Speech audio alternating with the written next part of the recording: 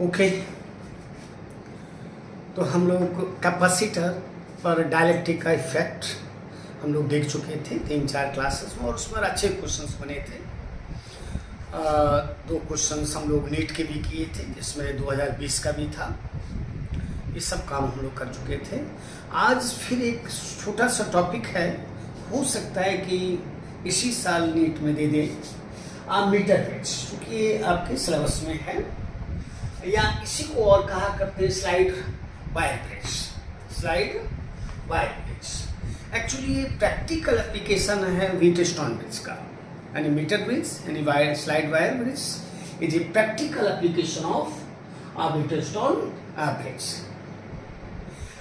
Slide wire bridge is also called a meter bridge because wire used in bridge is 1 meter। क्योंकि wire का जो length है वो 1 metre होने के कारण इसको मीटर ब्रिज भी कहा जाता है। इसका यूज करते हैं किसी वायर की रेसिस्टेंस को प्राप्त करने के लिए, यानी it is used to measure resistance of a metallic wire, conducting wire. Okay. इसमें एक वायर होता है जिसकी लंबाई 1 मीटर होती है, जिसको वुडन प्लेटफॉर्म पर स्टैच कर देते हैं पैरेलल टू मीटर ब्रिज, यानी it consist of a wire of uniform cross sectional area of length 1 meter is placed on a wooden platform parallel to a meter bridge, meter scale के parallel इसको stretch कर देते हैं। Since wire is of uniform cross sectional area, hence resistance of any part of the wire is directly proportional to the length। क्योंकि हर जगह cross sectional area same है, इसका मतलब किसी भी पोर्शन का जो रेसिस्टेंस होगा वो लेंथ के डायरेक्टली प्रोपोर्शनल होगा। कारण है कि area of cross section uniform है। एक और इसमें हुआ करता है कि इसके जो वायर है, इसका जो टेम्परेचर कोएफिशिएंट ऑफ रेसिस्टेंस है ये काफ़ी कम होना चाहिए, काफ़ी कम होना चाहिए, जिसके कारण ये तार गर्म ना हो, तार गर्म ना हो, और गर्म होने से फिर रीडिंग गलत हो सकती है। जो ब्रिज अनबैलेंस्ड है, बैलेंस्ड है, वो अनबैलेंस्ड हो सकता है। इस तरह का क्वेश्चन आईटी वालों ने किया था। तो temperature coefficient of resistance of the wire you should very low, काफी कम होना चाहिए। इसमें 2 ही ये है, कॉन्स्टेंटन है, जो एलॉय है इसमें 50% कॉपर होता है, 55% और 45% निकेल है, और सेकंड मैंगन है। ये एलॉय है और 86% कॉपर, 12% इसमें मैंगनीज होती है, और 2% इसमें निकेल होता है। इन पर टेम्परेचर का काफी कम इफेक्ट पड़ता है, ये जल्दी गर्म नहीं होते हैं। और ब्रिज को मोस्ट सेंसिटिव कहा जाता है कब? जब नल डिफ्लेक्शन मिडिल के करीब करीब हो। इसका कारण होता है कि जो इनकरेक्शंस हैं वो तब इग्नोर हो सकते हैं जब डिफ्लेक्शन बीचों बीच हो। या फिर एक और यहाँ पर क्वेश्चन AIPMT वगैरह ने इस तरह का किया है कि जो नॉन रेसिस्टेंस है, यानी जो अननोन रेसिस्टेंस का वायर है और जो नॉन रेसिस्टेंस का वायर है, इनको इंटरचेंज कर दो। पहले अगर राइट गैप में अननोन है और लेफ्ट गैप में नॉन है, तो एक बार प्रैक्टिकल करो, फिर दोबारा उसको रीडिंग को क्या कर लो, यानी वायर को एक्सचेंज कर लो। जिसमें नॉन था उसमें नॉन कर दो, जिसमें अननोन था उसमें नॉन कर दो। ये भी क्वेश्चन बनाया जा सकता है। ओके। तो ध्यान रखेंगे कि इसमें 1 मीटर का वायर यूज होता है, जिसको एक वुडन प्लेटफॉर्म पर स्ट्रेच कर देते हैं parallel to a metre bridge, और ये प्रैक्टिकल एप्लीकेशन है व्हीटस्टोन ब्रिज का। ये भी हो सकता है कि ऑब्जेक्टिव टाइप का या एसर्शन रीजन टाइप का कोई क्वेश्चन बनाए तो ध्यान रखिएगा ये व्हीटस्टोन ब्रिज का प्रैक्टिकल एप्लीकेशन है। ओके,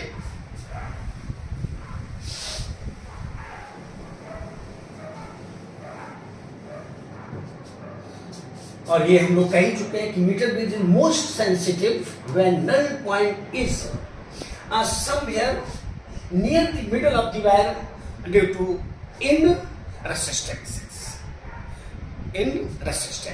अब ध्यान दीजिएगा, इसमें होता क्या है एक्चुअली कि जैसे एक मेटेलिक स्ट्रिप ये होती है, ऐसे ये मेटेलिक स्ट्रिप है, ये मेटेलिक स्ट्रिप है और यहां पर ये गैप है एक, इसको लेफ्ट गैप आप कह सकते हो।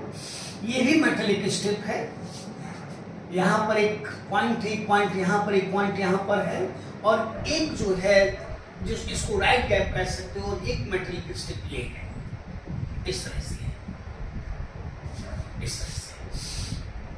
ओके, ये मेटल है, पूरा मेटल है, ये मेटल है, ये मेटल है।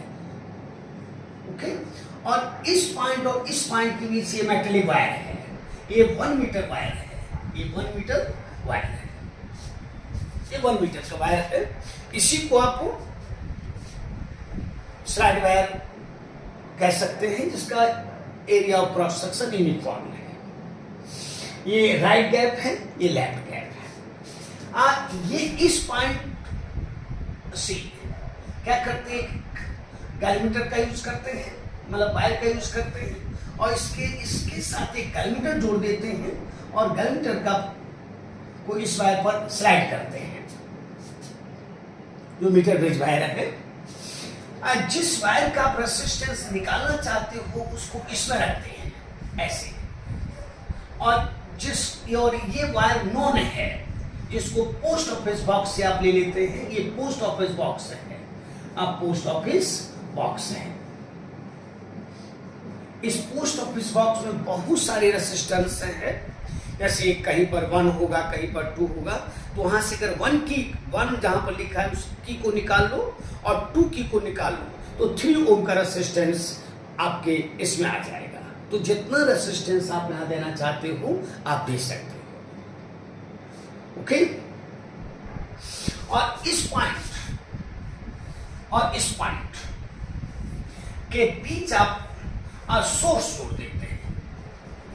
आप चाहते हैं तो यहां पर एक रेहोस्टेट का यूज कर सकते हैं, जिसको करंट को आप वेरी कर सकते हैं। ये RH है, जिसको रेहोस्टेट कहते हैं, आप ध्यान दीजिएगा।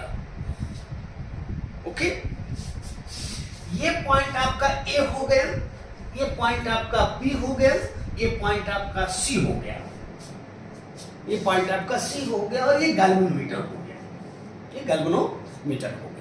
ध्यान दीजिएगा,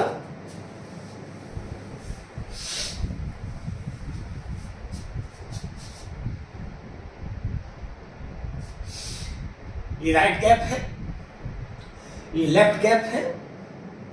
इसमें आप पोस्ट ऑफिस बॉक्स को यूज करते हैं, जिससे आप नॉन रेसिस्टेंस को आप यूज कर लेते हैं। इससे जितना रेसिस्टेंस आप देना चाहते हैं इस पोस्ट ऑफिस बॉक्स के लिए यूज कर सकते हैं, और जिस वायर का रेसिस्टेंस हम निकालना चाहते हैं उसको इस गैप में रख देते हैं।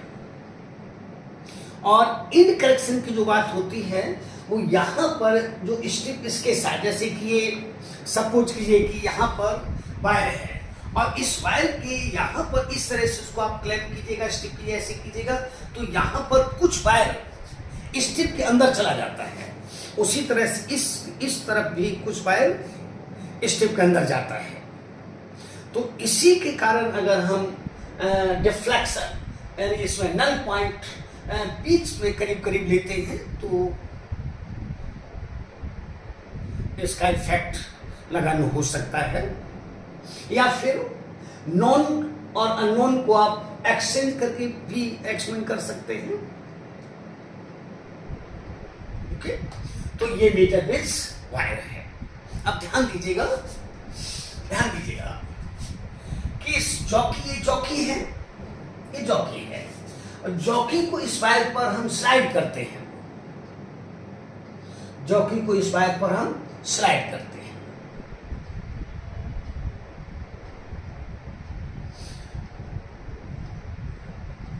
जैसे जैसे हम स्लाइड करते जाएंगे वैसे वैसे गैल्वेमीटर में आप देखेंगे कि डिफ्लेक्शन घटता जाएगा और कोई ना कोई एक पॉइंट ऐसा आएगा कि डिफ्लेक्शन 0 हो जाएगा। अगर उसको हम फिर क्रॉस कर जाएं उस पॉइंट को तो देखिएगा डिफ्लेक्शन दूसरी साइड में आ जाएगा। तो फिर बैक आ जाइए और एक ऐसा पॉइंट खोजिए जिस पॉइंट पर गैल्वेमीटर से बहने वाली करंट का मान 0 हो जाए। उसी पॉइंट को आप नल डिफ्लेक्शन का पॉइंट कहेंगे और वही पॉइंट आपका सी है, वही पॉइंट आपका सी है, वही पॉइंट आपका सी है जो नल डिफ्लेक्शन का है। यानी सी पर जब जॉकी है तो गैल्वेमीटर से बहने वाली करंट का मान 0 है। इसका मतलब प्रेशर बैलेंस्ड हो गया। फिर एक बार देखेंगे, ये राइट गैप है, ये लेफ्ट गैप है, ये राइट गैप है। राइट गैप में पोस्ट ऑफिस बॉक्स को यूज करते हैं जिससे हम किसी भी 2 ओम, 3 ओम, 4 ओम, 6 ओम जो भी रेजिस्टेंस हम चाहते हैं वो इससे आप ले सकते हैं। ये एक्चुअली आप इसका नाम देना चाहें तो ऐसे दे सकते हैं। ये नॉन है, पोस्ट ऑफिस बॉक्स से ये नॉन है, ओके। और ये अननोन है जिसका हम रेजिस्टेंस निकालना चाहते हैं। अब और ये आपका वायर है जो 1 मीटर का है, इसकी साइड में मीटर है जिससे हम इसकी लेंथ को निकाल सकते हैं और इसकी लंबाई 1 मीटर है, 100 सेंटीमीटर है। अब जॉकी को जब हम इस पर खिसकाएंगे तो गैल्वेमीटर से जो करंट है उसकी वैल्यू घटेगी और एक ऐसी स्थिति आएगी कि गैल्वेमीटर से बहने वाली करंट का मान 0 हो जाएगा। जहां गैल्वेमीटर से बहने वाली करंट का मान 0 हो जाएगा वही पॉइंट नल डिफ्लेक्शन का पॉइंट होगा, वही पॉइंट नल डिफ्लेक्शन का पॉइंट होगा जिसको आपने लिखा है क्या, सी लिखा है। तो इस तरह से आपका जो ब्रिज है वो बैलेंस्ड हो गया, ओके। तो अगर हम चाहें तो यहां पर कह सकते हैं कि एक side jockey on the wire and reach a point eight which a gallmeter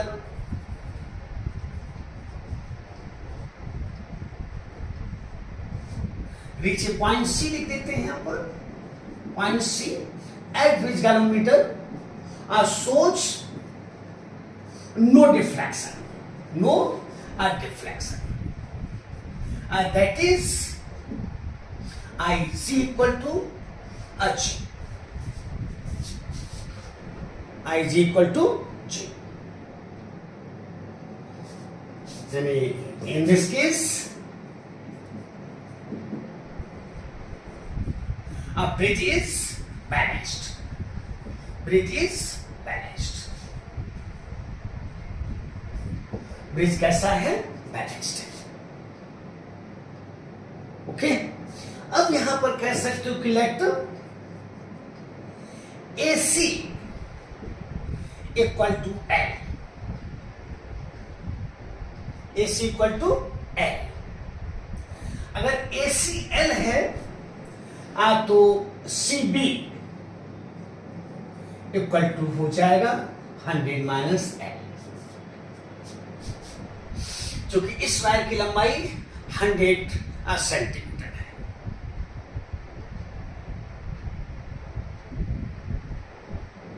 इस वायर की लंबाई 100 सेंटीमीटर है,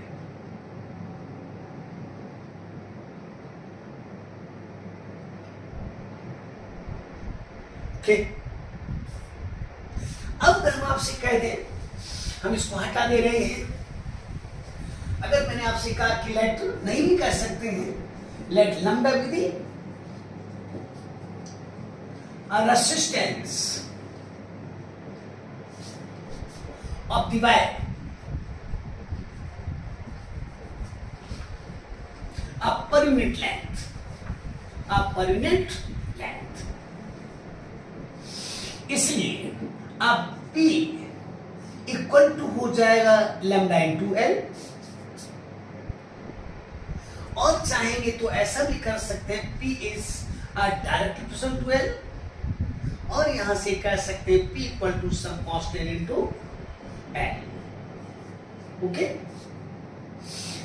Q equal to lambda into L, और यहां से कह सकते हैं Q equal to some constant into 100 minus L. 100 minus L. 100 minus L. अब आप कह सकते हो कि since bridge is balanced, since bridge is balanced, since bridge is balanced, इसलिए P by Q equal to R by S. अब in place of P, lambda into L, in place of Q, lambda into 100 minus L, 100 minus L, 100 minus L equal to R by S. Lambda से lambda cut जाएगा, और यहां से कह सकते हो R by S equal to L by 100 minus L, और यहां से कह सकते हो, और यहां से कह सकते हो R equal to L by 100 minus L into S. By putting the values of L and S, the value of unknown resistance R can be evaluated. Okay, एकदम इजी क्वेश्चन है, आसानी से बन सकता है. हो सकता है कि इसका मान दे दे, इसको पूछ दे. ऐसा हो सकता है कि राइट गैप है उसमें अननोन रेसिस्टेंस यूज कर ले, उस वायर को यूज कर ले जिसका रेसिस्टेंस अननोन है, और लेफ्ट गैप में पोस्ट ऑफिस बॉक्स को यूज कर ले. ऐसा हो सकता है. तो इस इक्वेशन तक आप पहुंच जाइए.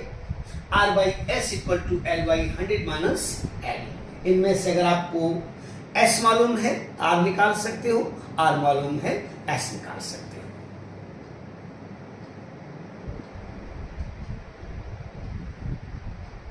ओके,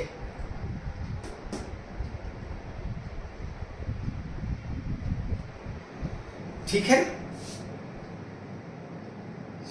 एकदम इजी है, कहीं कुछ है नहीं, आराम से बना सकते हो आप. अगर इन करेक्शन वैसे करेगा नहीं, इन करेक्शन करेगा नहीं, इन करेक्शन का के लिए ही अगर इसको हम रिमूव करना चाहते हैं तो दोनों वायर्स को एक्सचेंज कर लो, नोन और अननोन को एक्सचेंज कर लो, और एक्सपेरिमेंट को रिपीट कर जाओ. जैसे आपको आप सिलेबस में नहीं है, नहीं तो कहीं पर आपको सोडा लेने जाते हैं. अगर आप देखते हैं कि दाएं बटखरे पर अगर सामान है और बाएं में बटखरा है,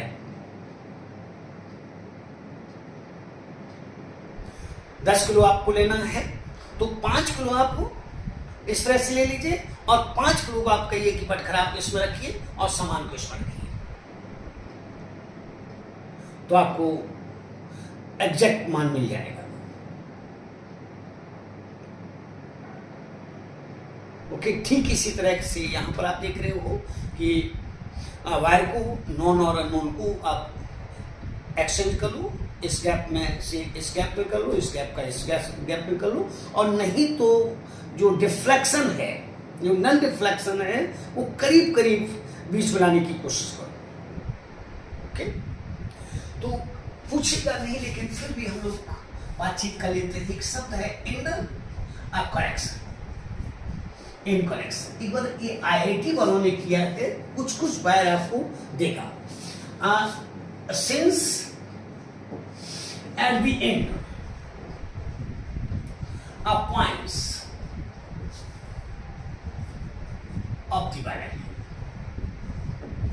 Since at the end points of the wire, some length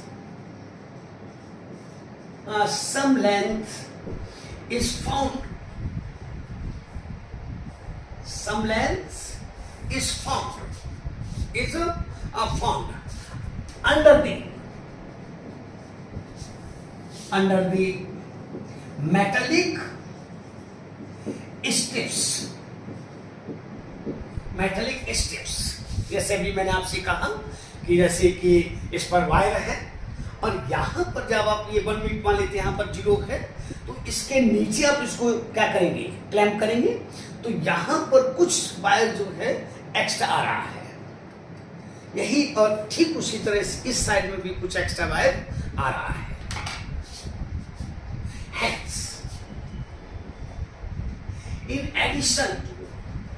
Hence, in addition to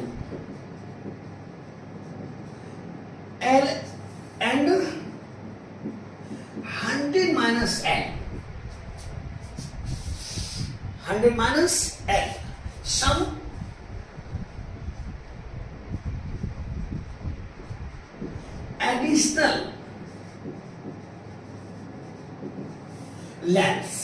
some additional length should be added.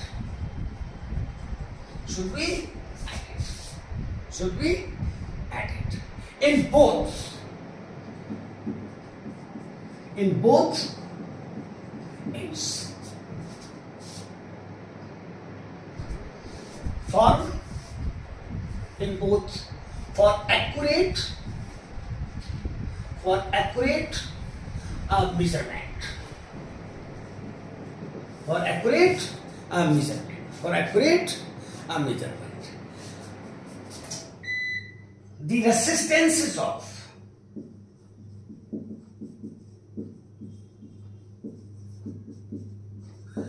these wires are called end corrections.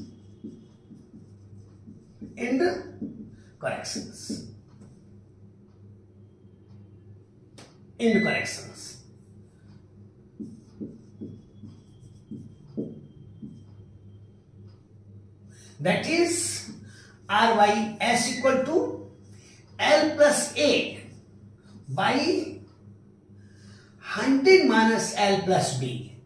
ये एक एंड के लिए हुआ और ये दूसरे एंड के लिए हुआ।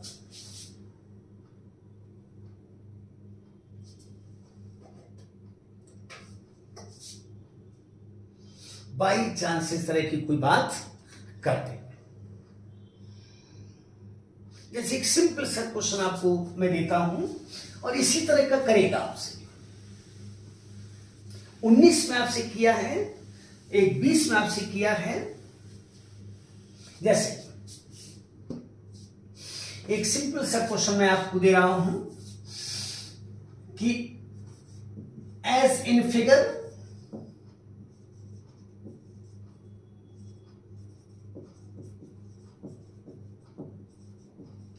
a metal bridge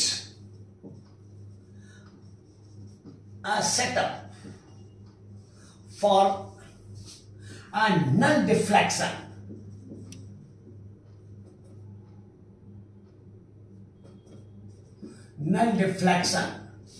in galvanometer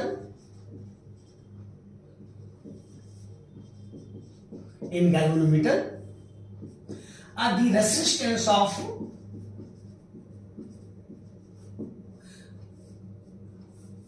the value of the resistance R will V। जैसे मैंने आपसे कहा 110 ओम, 220 ओम, 55 ओम, और फोर्थ मैंने कहा आपसे नन कह दिया। ओके, और आपको मैं फिगर दे रहा हूं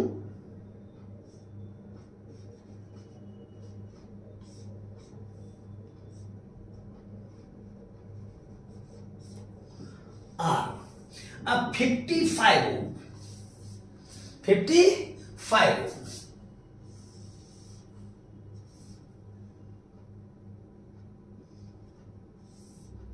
गैलोमीटर और 20 सेंटीमीटर, 20 सेंटीमीटर, 20 सेंटीमीटर। कुछ नहीं है, ध्यान दीजिएगा। अब अभी जो आपने कहा 55 बाई आर, 55 बाई आर, चूंकि एस की जगह इसको आपने यूज कर लिया है, इक्वल टू 20 बाई 80, 20 बाई 80 चूंकि 100 सेंटीमीटर है, 20 सेंटीमीटर ये है, तो ये हो जाएगा 1/4, यानी आर इक्वल टू हो जाएगा 55 इंटू 4 इक्वल टू 220 ओम। बिल्कुल इजी क्वेश्चन है।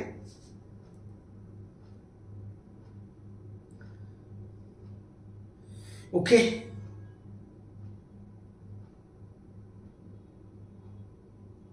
तो इस तरह का क्वेश्चन आराम से बन सकता है। हाँ, एक और जो 20 में उन्होंने किया है उसका थोड़ा सा नीचे, जैसे आपने इसका रेसिस्टेंस आपने निकाल लिया। ओके, अब हो सकता है कि इस वायर की आपको लंबाई दे दे, लंबाई दे दे, और तब आपसे कह रहे कि इस वायर का जो पर यूनिट लेंथ रेसिस्टेंस है वो कितना है, या 1 ओम रेसिस्टेंस के वायर की लंबाई कितनी है, इस तरह से कर सकता है, ध्यान रखिए। या फिर स्टेटमेंट वाइज दे दी, जैसे आईआईटी ने किया था। आईआईटी ने फर्स्ट स्टेटमेंट लिया है कि जो वायर है उसको उन्होंने एक हीट चैम्बर में रखा है, और सेकंड स्टेटमेंट कहा कि ब्रिज बैलेंस्ड रहेगा, और सेकंड स्टेटमेंट में कहा कि मेटेलिक वायर का रेसिस्टेंस टेम्परेचर के बढ़ने पर बढ़ जाता है। तो निश्चित रूप से फर्स्ट स्टेटमेंट गलत हो जाए, कारण कि टेम्परेचर के बढ़ने से रेसिस्टेंस वेरी करेगा, और जैसी रेसिस्टेंस वेरी करेगा नल डिफ्लेक्शन जहां पर था वहां पर अब नहीं रहेगा। लेकिन सेकंड स्टेटमेंट सही था, क्योंकि टेम्परेचर को बढ़ाने से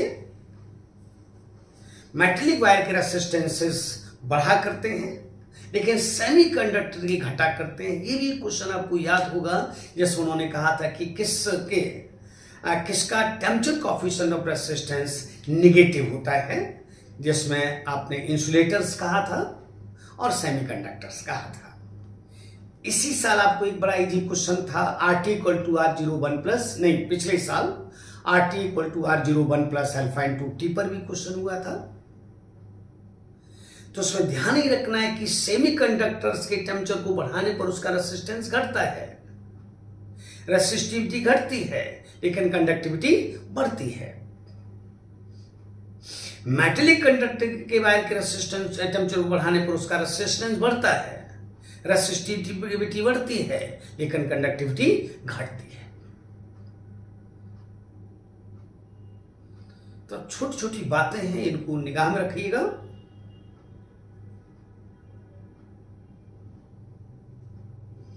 ठीक है ना।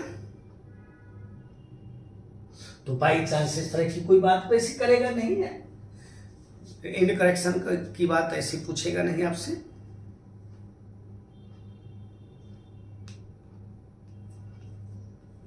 तो जो एडिशनल वायर के रेसिस्टेंस है उन्हीं को हम लोगों ने इंड करेक्शंस कहा है। ठीक है ना। तो इतना रखते हैं।